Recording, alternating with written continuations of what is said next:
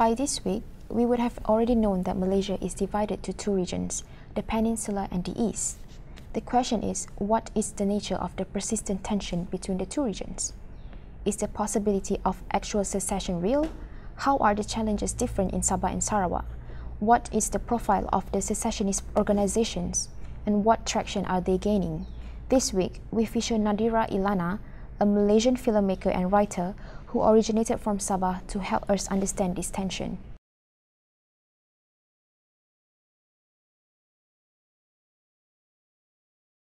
In September 1963, Malaysia was formed with the Federal Malaysia, Sabah, Sarawak, and Singapore. Now, only the first three main entities still remain to be Malaysia as we know today. However, there have been calls by some groups in Sabah and Sarawak for these states to be separated from West Malaysia. However, in the Federal Constitution, there's only provision for admission of new territories, which is stated in Article 2, but not provision for the secession of existing states. There is also calls for more autonomy to be granted to these states by the federal government, which is based in West Malaysia. But why is the call for more secession or more autonomy? A main reason that is often been cited in East Malaysian sentiment is that they are being colonized under Kuala Lumpur. Sabah and Sarawak are states which are rich in natural resources, but they are also among the poor states in Malaysia. For example, the fact that Sabah and Sarawak only receives 5% of royalty on the gross value of petroleum produced, while the federal government receives 5% royalty, petroleum dividends, and income tax. This is always taught as an example of how the East Malaysians is being shortchanged by Kuala Lumpur. In addition, there are also overrepresentation of government officials from West Malaysia in some federal government agencies and departments. This is a contradiction to the Borneoization process which was promised to Sabah and Sarawak when they formed Malaysia. Nadira Ilana, a young film director who hails from Sabah, says that Borneoization was a term used in the 20th and the 18-point agreement for Sabah and Sarawak respectively. Some of the points were included into Malaysia Act 1963 and then into the Malaysian Constitution. Malaysia Act often been used by those who argue that Sabah's rights within the Federation has been eroded over time. The Borneoization process calls for the civil service post in North Borneo and Sarawak to be reserved for Borneoans for the fear that these positions to be taken over by Malayan who were better educated. At the time, Sabah and Sarawak were waiting for the first batch of tertiary educated graduates to return from their studies abroad.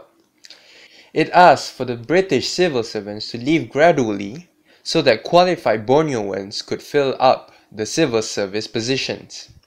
However, the federal government reneged this position and injected West Malaysian civil servants into Sabah and Sarawak anyway. This move is seen as a way to recolonize the Borneo nation states. For the federal government, such a move was to hasten the independence of Sabah and Sarawak from the British colonizer. Till today, the highest position in East Malaysia's civil servant are still held by West Malaysians. Apart from these issues that stemmed out from the actions of the federal government, the divide between the West and East Malaysians also contributed to the call for secession. There are various allegations whereby some West Malaysians consider the East Malaysians as inferior. Shamala Jean, a Sabahan youth, gave an example when she was asked about this.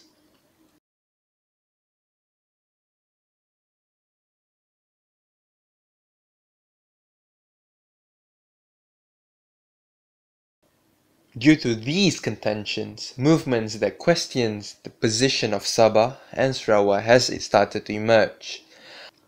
However, it has to be noted that different movements advocates for different matters.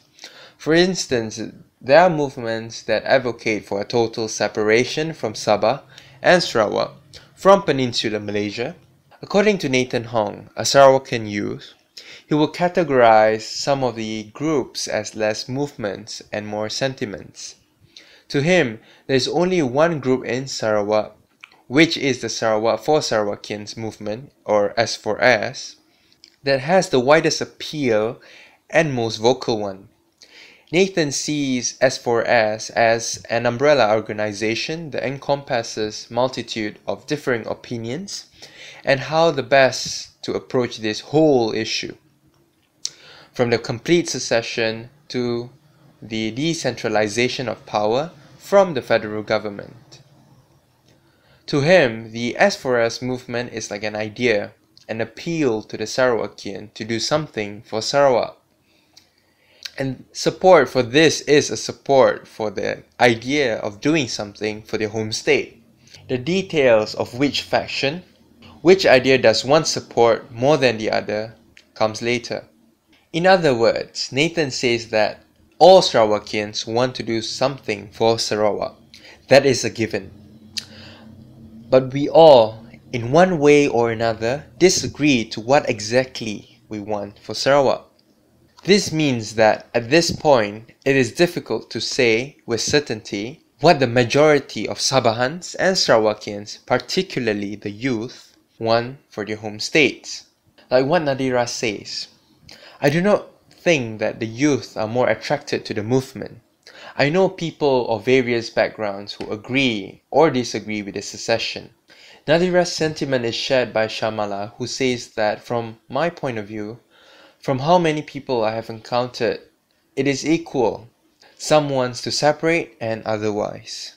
However, as Nathan says that, because the lack of a common goal, a common understanding, make us overall less effective at the negotiating table, the fight for better Sabah and Sarawak, whether for more autonomy, and particularly for a secession, currently can be summed up in the words of Wong Chin Huat, a political analyst, who says that for now it only becomes a self-indulgent fantasy for many Borneoans nationalists.